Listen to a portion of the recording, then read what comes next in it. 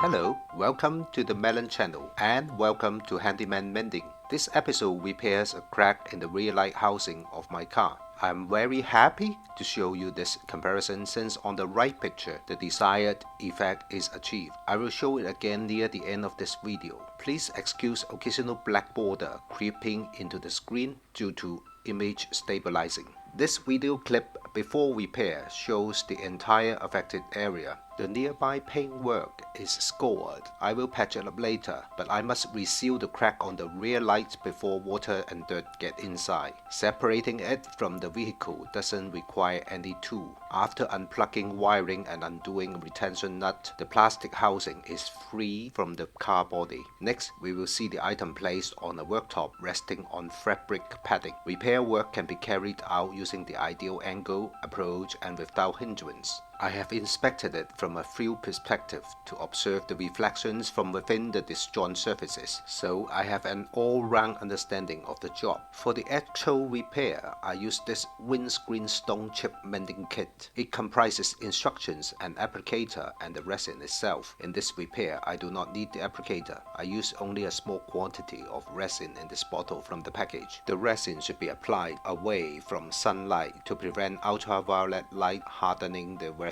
prematurely. Let the tip of the resin bottle touch the crack at about 45 degrees.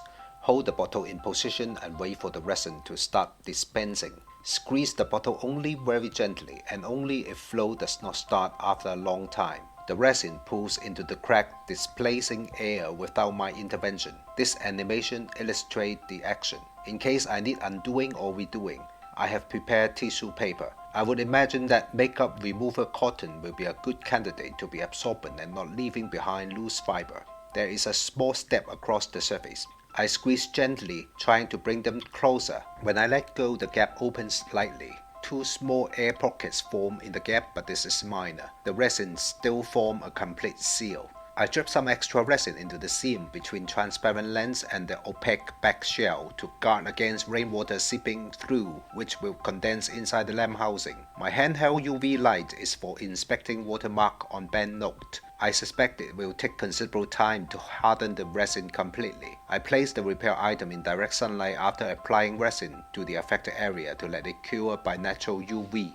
The transparent lens is made of a tinted material. I suspect only the top portion of the resin hardens, but I'm hoping that enough UV dosage over time will eventually cure the buried resin. Overall, this treatment has the effect of turning the crack into merely a line on the surface. I'm glad that my rear light lens is resealed and the damage is barely noticeable. Here is the before and after screen again.